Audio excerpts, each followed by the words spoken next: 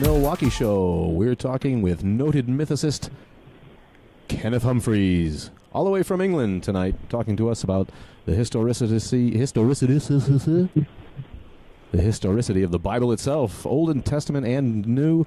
How do you address the fact that so many people are willing to see the obviousness of the Genesis fable as a metaphor, yet continue to believe that Moses and Exodus and all of these other Old Testament stories have some basis in historical fact? These fables of the ancient Jews are true. They say, because historians say quite the reverse.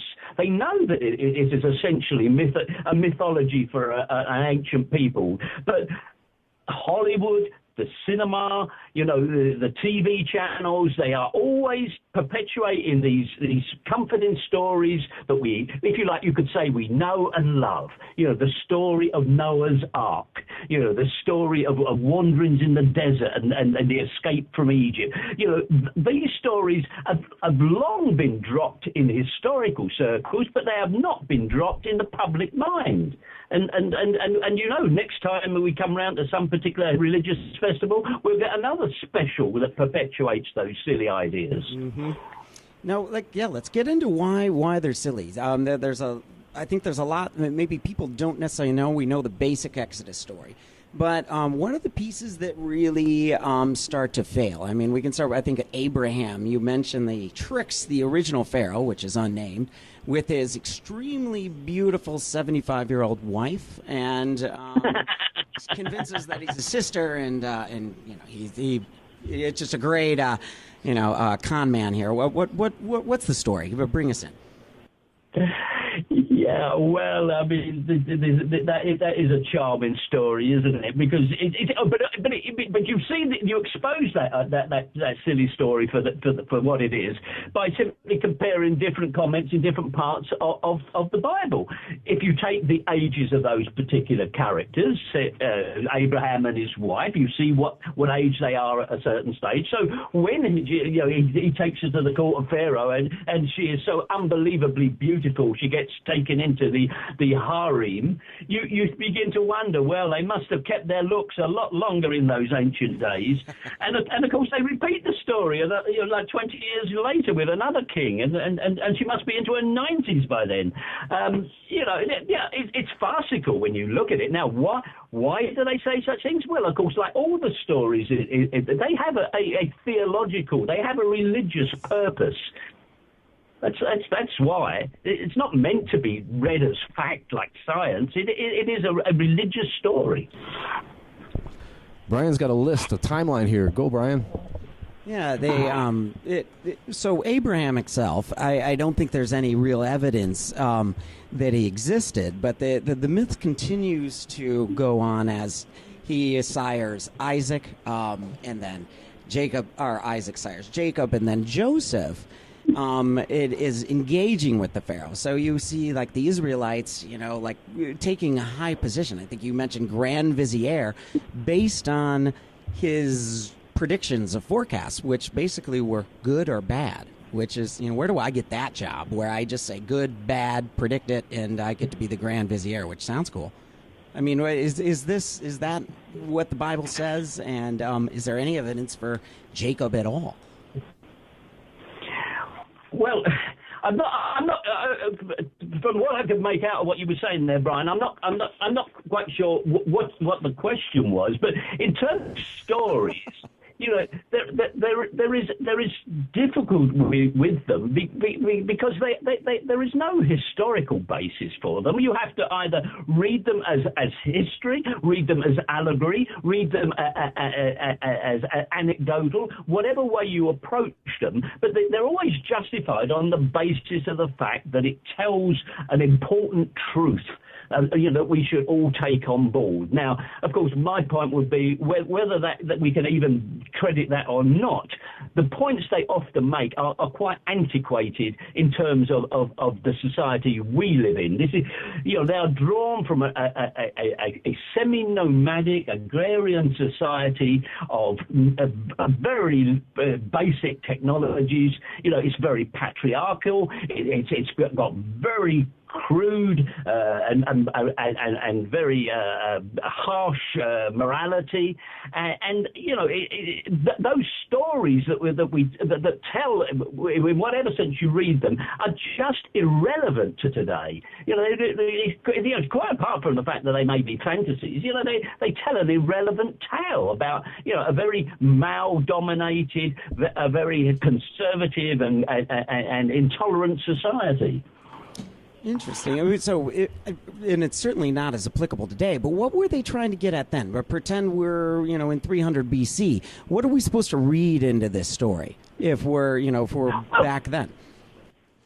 Well, yeah, what you are reading into that story is the sort of things you would probably be instructed in if you were to take yourself off to the Islamic Republic or the Caliphate and imbibe their dogmas. You know, the idea of a patriarchy in which, you know, you simply obey the rules dictated by the priests. You obey, you don't question, you don't jump out of line. It's a very hierarchical society. It's one that certainly respects the elders far more than our current society. It's one that holds women in low regard. But these are the rules. You talk about 300 years BC. This is the sort of society you had then. It's a very, very brutal society of it did, if you like, establish some control, some harmony. Did tend to hold the tribe together. Yes, it did that. It gave them guidelines to live by, rules to follow, and that's how it justified itself. It was brutality reinforced by rules said to be God's laws. There's a lot of competing mythicist theories. It's not as cut and dried as someone like me would want it to be. When it appears that the mythicist position is based on actual research, I keep hoping that it'll be more concrete and more all-encompassing in terms of the researchers who are at the forefront. Will there ever be consensus, or is the information that you uncover and that others like Dr. Carrier and David Fitzgerald and D.M. Murdoch and some of the other researchers we've talked to, will there ever be consensus, or is this really just another matter of extrapolating and interpolating information as subjectively? Yeah, you have a good point. You make a good point there. Yeah, because if you like, if the innocent public is presented by a charming idea, and all that mythicists can present in response is to say, well, it's just not true, then you will have a problem of acceptance, because people like these stories. People like the thoughts expressed by some of them. I mean, I've always been aware that, in a sense, that atheism, let alone mythicism, atheism presents a not very comfortable idea, which is to say, this is our own life, and when we reach the end of it, we face oblivion. Now most people would find that a little bit distressing, so they will always prefer the anodyne fable to the brutal or unadorned truth. Yes, that's unfortunately true. Do the people who flock to the churches really want to accept that there's no point in doing so? You know, you're taking away a lot of their culture and a lot of their self-identity. So we may always be facing an uphill struggle. You know, very comfortable in your own life to embrace the notions to embrace the notion that this is all invention. Well, I definitely agree. The people who are believers are not going to have their minds changed, but what I'm really getting at is mythicists like yourself and other mythicists don't necessarily agree on what this research leads to. Will there ever be consensus there, or will this be a matter of just like different theologians have different takes on the Bible? Will mythicists always disagree? Okay. Now I understand. If that is the point you were making, yeah. Why don't mythicists all agree? Well, yes, and you can say, well, churchmen don't agree. Christians have never all agreed with each other. So yeah, will we ever get to a stage of having a more... I think we're moving towards it. I think there will be a consensus among mythicists. Yes, I think there will. There'll always be a few on the fringes with their own quite wacky ideas. I mean, unfortunately, that is true. But I think, you know, when I look at, when I consider the works of other leading mythicists in the States, for example, like you mentioned Carrier, you mentioned Earl Doherty and Robert Price. I mean, I don't find myself really at odds to those characters. I mean, you know, there is a broad agreement there. I think we are, you know, expanding the envelope, if I can put it that way, of what mythicism means, even though there will be a few nonconformists along the way. Getting back to why you couldn't believe the Exodus story. I mean, forget the parting of the Red Sea, but I mean, as it's told, I mean, they seem some of the things you bring up on JesusNeverExisted.com is the fact that the sheer number of the slaves. I mean, forget the Egyptian population. There were 2 million slaves supposedly wandering around after the plagues in the Sinai Peninsula for 40 years before they make it into the Promised Land, and there's some outrageous ideas that the Pharaoh is mentioned 155 times, but yet never named. You know, that don't. Yeah. It certainly led credence to this has got to be a myth. There's no evidence for 2 million people wandering around. You know, at the time. I mean, is there more to this? I mean, what can you do to somebody that says, well, it really is? There's some basis in history. Well, some people you will never win over. Yeah, the numbers alone show that the story is bogus. You know, whether they've made 20 people into 2 million, well, I suppose you might argue something like that. But you see, you're talking of a racial origins myth. You're talking about how the Jews explain their own existence. Now, again, it's not a minority position. Most mainstream scholars know that the Exodus had never actually occurred. This great escape of a fantastic number, it would have left Egypt bereft, you know, if such a number had left. And plus the fact that, you know, as archaeologists have noted, you can find in the Sinai Desert the encampments of as few as half a dozen Bedouin as preserved over centuries, and yet the passage of a couple of million people leaves not a trace. I mean, it's obviously a fantastic tale, but you know, I know you will never win everybody over to it because they're already convinced they've got God's word in their hands. So how can they? But the story doesn't make sense, for sure. It doesn't make sense on any basis. But who's like to admit they simply were emerged from runaway Canaanites and a few bandits in the hill country? You know, would they really want to acknowledge where they came from? They've got in that story an heroic tale of how they were chosen by God. So they are the chosen people. I mean, semi-nomads coming together in a very primitive hilltop society doesn't really win the prize, does it, for national origins? Got a bit of Monty Python in there to an American ear. Has anyone ever told you that? Are you there? Sorry, I didn't catch that. I'm teasing you. When you talk like that, you get a little Monty Python going in your the humor that comes across. I'm sometimes been described as a comic mythicist, yes. Because my sense of humour does. Well, I use humour deliberately because, quite honestly, when you're a non-believer and you have to plough through all this religious stuff, you need something to keep you sane and your spirit alive, because it is dreary old nonsense. Well, and I think it exists to be ridiculed, at least in my world. So I really appreciate your take on that. Yeah, I heard that. Sure. On one of the British talk shows where it's the one where you have the two audiences facing each other and they kind of moderate a debate. There was a man who said that he actually found the exact mountain where Moses came down with said tablets and cited evidence of cloth and so on and so forth. Did you watch that, and what did you make of him? That the actual the site, the Mount Sinai site where Moses is said to have come down. There's supposed to be some sort of temple there, and he said he found evidence for this.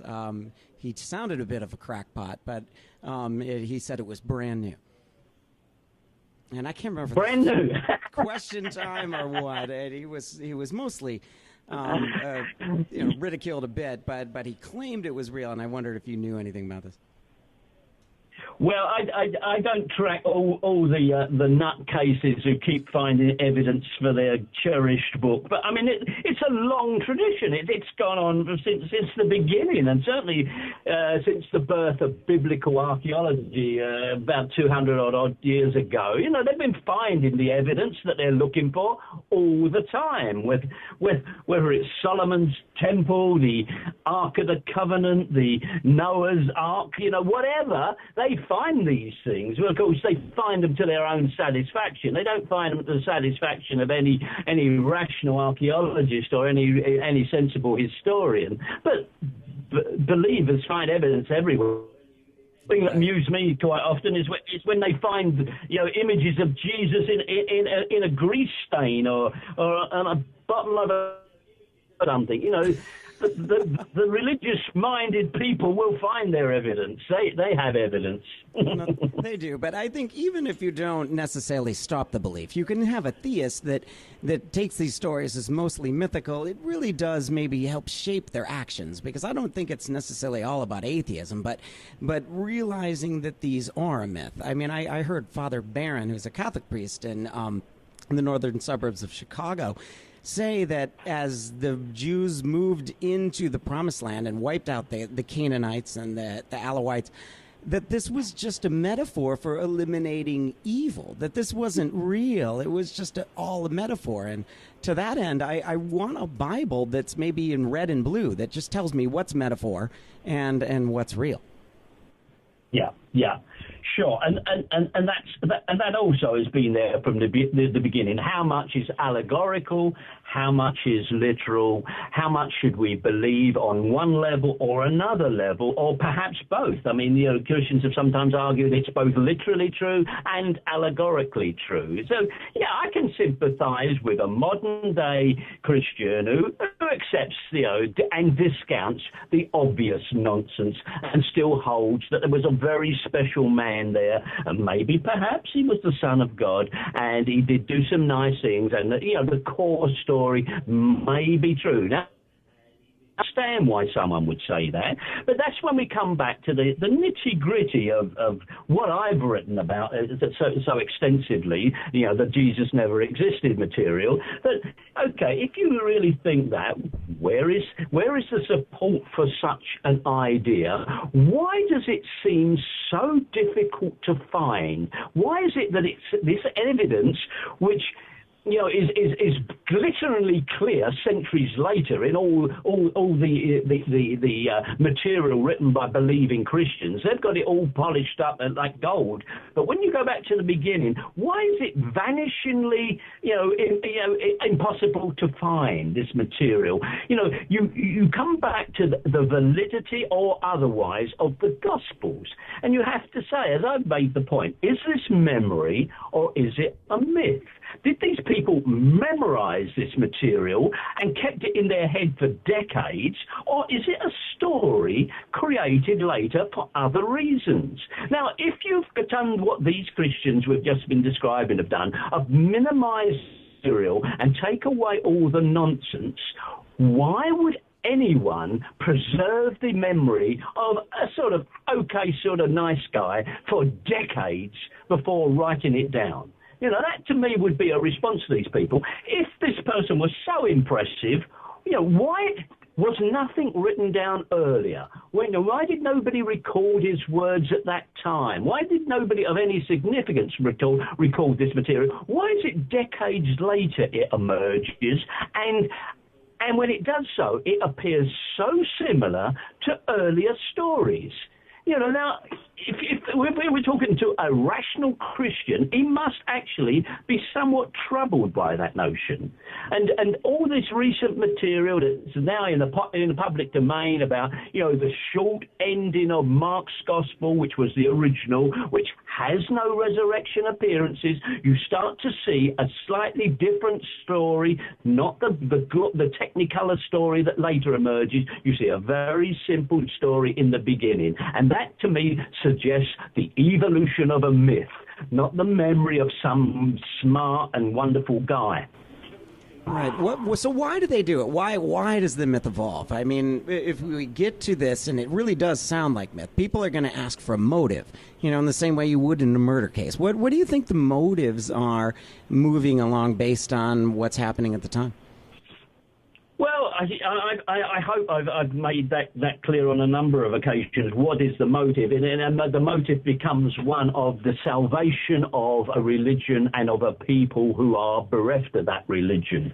If, as happened, Judaism was fatally wounded and almost destroyed by the action of the Roman armies in the multiple wars that the Jews fought with the Romans, how do you salvage the situation? What do you say to people who've believed all their life and for generations before them this idea of national salvation and being a chosen people? What do you say to such people who find themselves being forced into the arenas of the Roman world and sold on the slave markets? What can you offer them? And I think the original writer, the author of Mark's Gospel, he wrote a story of suffering and eventual redemption. That was where it began. It was to offer these people something to say, yes, God will punish us like he punished this man Jesus, and in the same way Jesus rose, so we as a people will rise. That's where it begins. That was the motive. It came out of the suffering of wars. I see. So, like the blood sacrifice, which sometimes in modern days seems so brutal, like the crucifixion, but in that allegory for their own sufferings. So that would make a lot more sense then. Absolutely, an allegory for their own suffering, and in many ways, and many writers have done this, they interpret Jesus himself as symbolic of Israel, as symbolic of the Jews, and he suffers, he is betrayed, he's betrayed by the leaders of the Jews, in the same way you could argue that's what happened with the Jewish state, the aristocracy of the Jews sold out to the Romans, so you've got that story of betrayal, you've got the story of suffering. The Jews suffered. They had impositions of not just the traditional taxes imposed by their own rulers, but the additional taxes imposed by the Romans, and so their suffering was undeniable. And people in that situation then, even more today perhaps, looked for divine salvation. And somebody came along and told them an encouraging story, and not to give up on their faith, not to give up on God, and in fact they could interpret the disaster as a sign of the end times. So it made perfect sense. Yes, it's got so bad, this shows that God is intervening. So, to me it makes perfect sense along those terms. The disaster, you mean the destruction of Jerusalem by Rome in 70 AD after a series of revolts. They decided for once and all to just essentially annihilate the city, burn the temple, or burn, and not allow any of the Jewish propitiations for salvation, right? And is that the disaster you're referring to? Well, that's the first of them. There was another war in 112, 115, and a third war, 130, 135. So there were three wars that were successively suppressed the militant side of Judaism. And when you've done that so effectively over a 60-year period, it's not surprising you get the emergence of a more pacifist version of Judaism, which reverses some of its claims. you know, and it says the Romans are okay, you know. That does make some sense. Does it also show that how, as John's gospel, which is sounds like it's written a little bit more towards this, third war, is that why he becomes more Superman? Because, you want your God to be more powerful because the people themselves are losing power?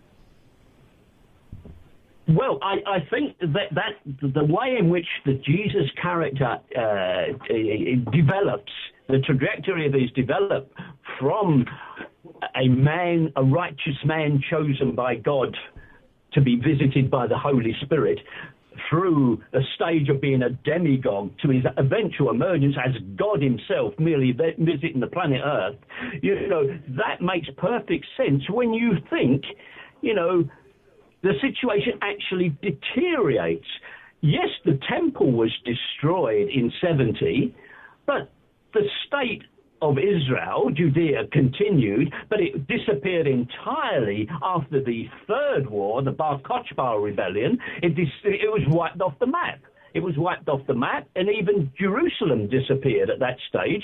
The Romans created a new city on the ruins of the old Jerusalem. So the city itself disappeared along with Judaism, and you had two forces emerge from that final crisis, one being Christianity, but the other being rabbinic Judaism. They are siblings that emerged from that whole period of crisis. You're listening to the Mythicist Milwaukee Show. We're talking to Ken Humphreys, Great Britain's great mythicist, and he's written a book called Jesus Never Existed. Not really mincing words with that title, Ken, are you? I say you're not really mincing words with the title of your book. Oh, well, I don't do mincing words. I mean, that's too short. I mean, when Christians will start to say, well, maybe Jesus rose from the dead, and maybe you get saved, perhaps I'll start putting a few never existed. What are you really trying to say, man? Tell us. Don't hold back. Jesus never existed. Buy it on Amazon.com. Yes, Amazon.com. Can you buy your book on Amazon? No, they'd have to buy it from the website. That's where they'd have to buy the website, or they get. Or there is I have a U.S. agent over in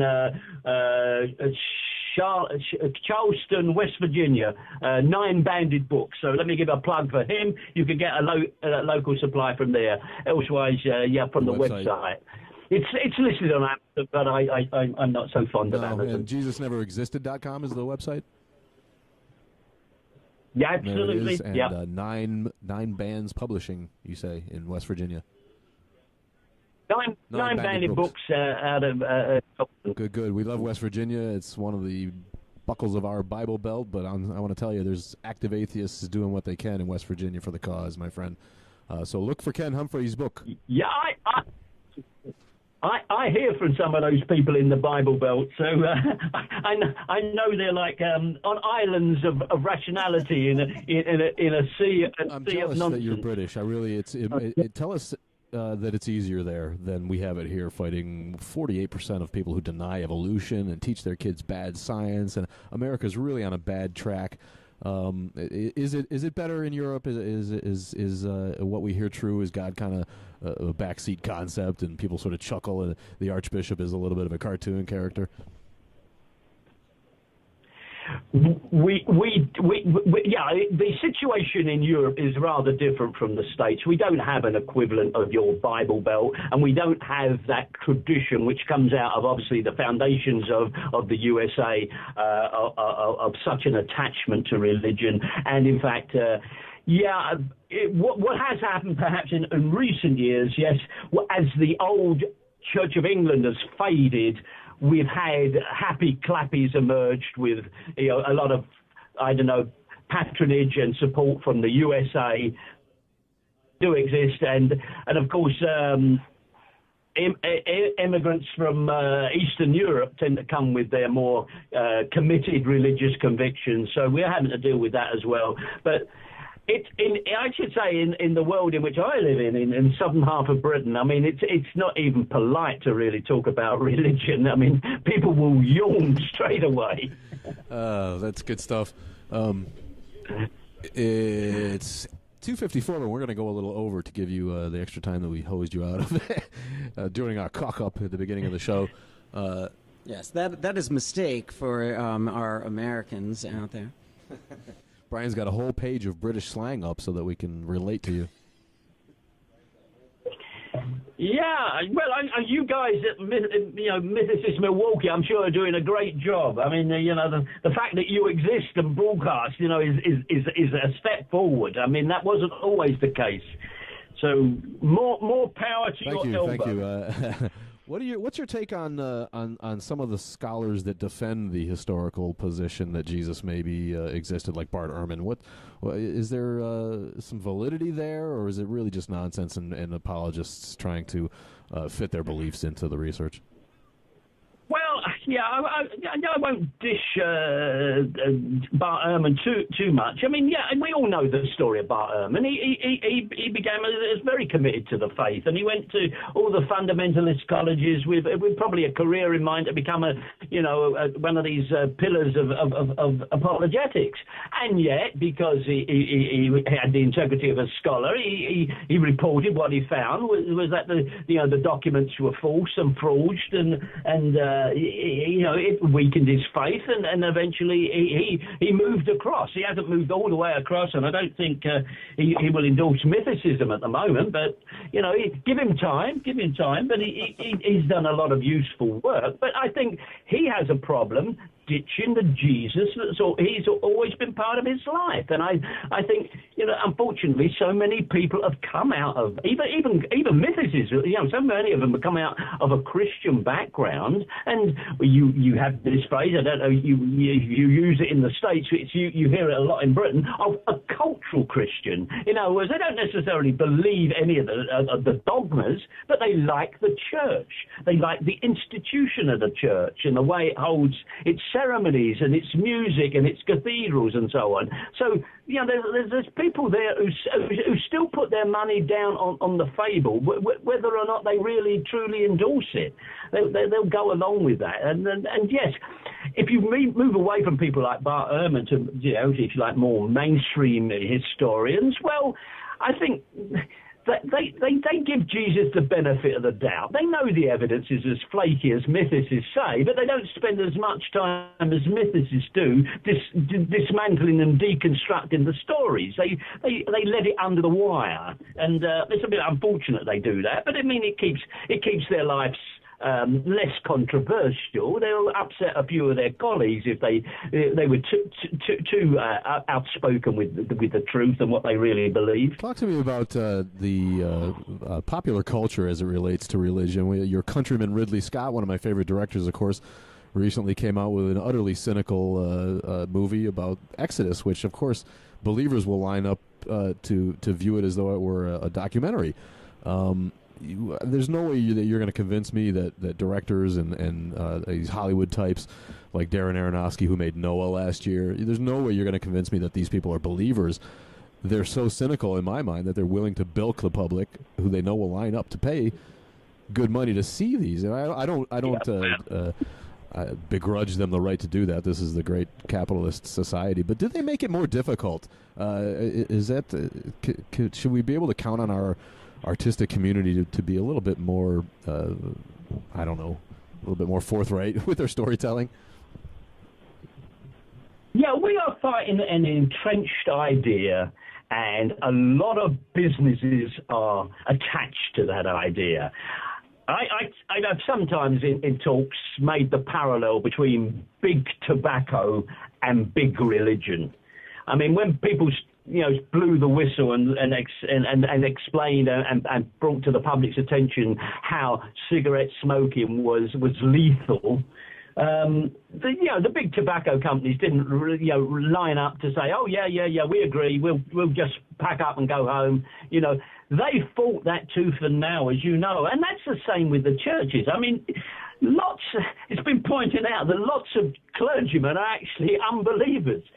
but their whole career, usually their housing is dependent upon playing the game. So, they are among you have probably far more atheists among clergymen than you do among their practitioners. Yeah, I definitely can see that. That's true, and thank you for bringing that up. It came to light during our recent billboard campaign when a Catholic priest came on with a counterpoint and referred to his religious dogma, the story of the birth and death of Christ and resurrection. He referred to it as that whole Jesus story. It became apparent in his tone of voice that even he knew it was a myth.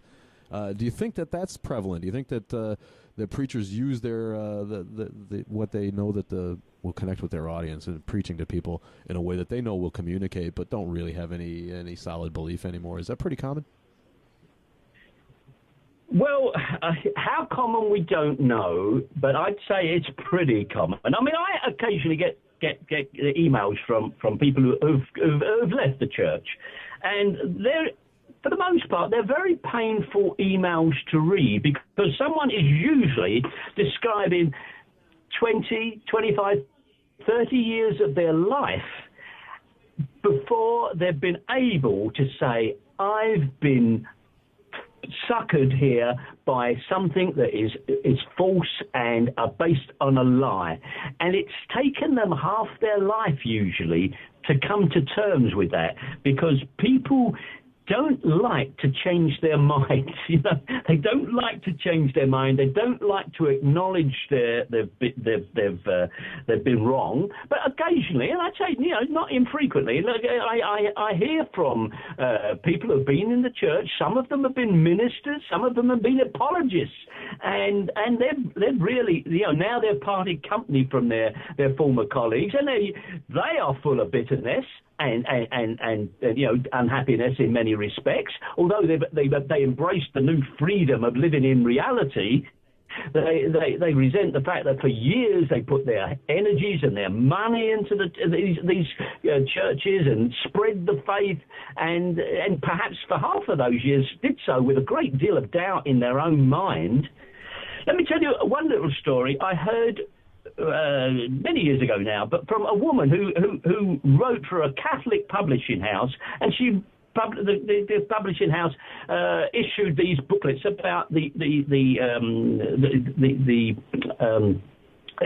Lourdes, the healing centre at Lourdes, right?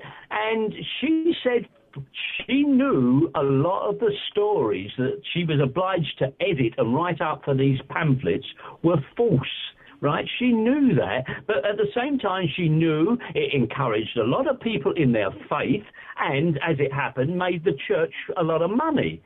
And yet eventually she had to resign because of her conscience got the better of her, and she resigned. And she wrote to me. She wrote to me to saying that was her experience, and it wasn't an easy move for her to make. That's an incredible story. I think that does some fall into a middle range where they say, okay, well, the stories may not be true, but that's not important. It's the philosophy that really the morality somehow. That goodness really stems from religion, and without religion, the world would be a whole lot worse place. Oh, yes. I've got a very good friend of mine who argues that position. He is actually a devout Catholic, right? And you can imagine we have some spirited debates from time to time. And his position is often, look, stop taking the history too seriously. Think about the message, right? That's how he lives with this. Don't trouble yourself over the facts too closely, right? Just live with the message of it all. And so it's similar to what you're saying there. Well, never mind whether it's true or not. It's a good story to tell people. It keeps them on the straight and narrow. Well, I question whether it does that. I think it does an awful lot of harm, never mind the straight and narrow. I think it fills people with phobias. It fills them with sense of guilt. It's on a tremendous guilt trip, making people feel bad about themselves. And I can't give it a plus for that side of things. If the story's not true and the moral claims are dubious, then I think it's time to expose proves that for the racket it is. Certainly with your phobias, I think the fear of going to hell has got to be one of them. Even the guilt of being born with original sin. Especially if you're Catholic. Do you know where the concept of original sin came from? Is that in and around, around the Old Testament, or is that a much later development? The concept of original sin, well, it's really a Christian idea. It's really same way. Really, hell is really, a the Jews had Sheol, or Gehenna, where the dead went, but it was really just a short phase before oblivion. But the Christians brought in this notion of everlasting torment. I mean, for people who said they were promoting a loving God, the idea of eternal torment simply for unbelief, that's a pretty nasty turn of thought. Mate, it's always struck me, even as a kid, how absurd it was that you could be very, very good, but if you didn't accept Jesus as your saviour, then you went to hell. And yet, you could be the worst villain in the world, a serial killer or whatever, but if you accepted Jesus, well, okay, you're into heaven. I mean, how monstrous is that? It's certainly the hell, I think, would violate at least our Eighth Amendment of cruel and unusual punishment. So... Yeah, very much so. I mean, and of course it follows through if you look at the artwork that the Christians have always produced. I mean, they're very good at depicting hell. They love the torments of hell. Of course, on the way up here, I put some Ken Humphreys YouTube videos on the box and brushed up on a little bit of your work. And what impressed me as a new mythicist, I'm an old atheist, but I'm a fairly new mythicist. What impressed me about some of the things you said was not only are Jesus's physical attributes and his life story mirrored or copied from earlier myths, quite obviously, but some of his sayings as well. And this was new to me when I listened to your talk. It really impressed me that Jesus' actual sayings, his ideas, his teachings were based on earlier myths. Can you touch on a couple of the big ones there? That intrigued me a lot. Yeah, it's very true. In fact, what is actually true. It's hard to find an original comment from Jesus, one that hadn't been said already, either in Jewish literature or in the philosophies of the pagans, and he nearly always said it far more eloquently. In a sense, what Jesus says is always rather short and often quite a vulgar rendering of a much more polished idea from someone else. But if you take that classic thing, treat others as you would have them treat yourself. I mean, that you can find that in pagan philosophers' work, and you can find it in the Jewish Old Testament. I mean, I don't know that there's anything you can really say Jesus added to the scene. I've heard when he was forced to either stone the adulterer or let her go, they were trying to catch him, and he says, he without sin cast the first stone, and kind of defeats everyone. Is that from a previous concept, or is that just cool myth making? I didn't catch what you were referring to. Yeah, when he was brought in front of the Pharisees and asked, what should we do with this adulterous woman? To stone her to death, or he who without sin cast the first stone. Yeah. The woman taken in adultery. You're referring to that? Yeah. Well, it's one of the. I think as spread widely, the knowledge about that passage as being not originally part of the gone. It's and the earliest manuscript, if I can remember correctly, the earliest manuscript that has that is either the 9th century. And what Christians are forced to say is this story circulated independently of the Gospels and then eventually got written into it. I mean, that's a pretty weak claim. I mean, what that story says, and bear in mind its unique character, this is the only place where Jesus writes anything, but we don't know what he writes. It's something in the sand, and we're left to puzzle out what he might have written in the sand. And he makes this comment, sin no more. Well, was she really a sinner? And the other thing that makes it illogical is where is the other half of the other party involved in this act of adultery? It's very, very arbitrary. And you change your mind. How does this woman get taken in the act of adultery? I mean, it's a real puzzler. But yes, what is interesting about that? It was not part of the original gospel. It's evidence in itself of how the story gathered, like an asteroid gathering parts to become a bigger asteroid. So the story picked up stories probably told about other people, and they thought, that's a nice story, we'll add that to the Jesus story. Wow, yeah. So it wasn't until, 9th century, 900 A.D. that finally made it in? I mean, that's 800 years even after the last gospel. Yeah, I believe the oldest manuscript that has that story is something like the 9th or the 11th century. Yeah, that's incredible. I mean, it may have existed. It may have existed in earlier forms, right? Yeah, but we are only evidence. I mean, as you know, the Gospels themselves. You don't have any 1st century or 2nd century or even 3rd century Gospels. Our first extant Gospels date from the 4th century. Well, so really, you can see the evolution of this. I mean, the dates when you see something only to 900, and perhaps it was a bit earlier, but probably not much, because we do know, some of Paul's epistles, I think, are the oldest, and it does suggest that there are many accretions. Yeah, the process that began with borrowing, for example, borrowing a story from the Old Testament about some other character. We have the cycle of Elisha and Elijah. They have a story in that episode of multiplying food, and it has the element that they were well fed afterwards, and there was a remainder left from the food, except that in that story there was only 100 people involved. Now, when they tell exactly the same story about Jesus, it becomes 4,000 and 5,000 people.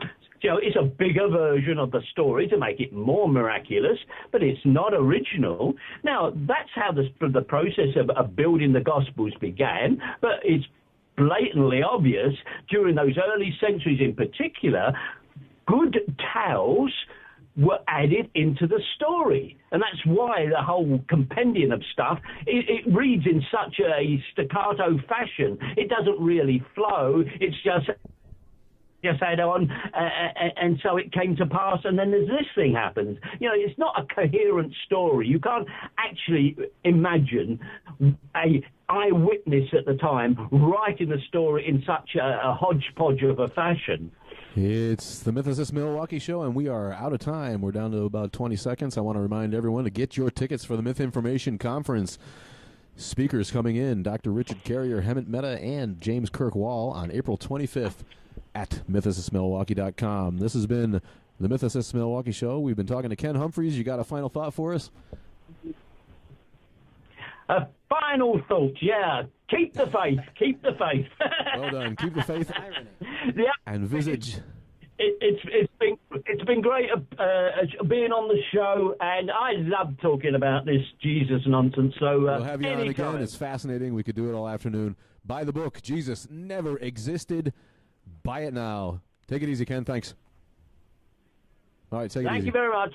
Bye-bye now. That's it for today. Well, join us next week when we are going to be talking to... Who's up next week, guys? Oh, quick. Next week's guest. Tell them we're going to be on AM Byte right now. Yeah, we'll be on AM Byte right now talking, and check out the website for information on... it's Miguel O'Connor next week, the Gnostic maven from Chicago. Oh, we are on next, on Gnostic Byte Radio. So stay tuned for that, and we'll figure out who is the guest next week. You can check it out on the... That was a cock-up. Another cock-up. Timothy Freak. Timothy Freak, thank you. There we go. Checking out, everybody.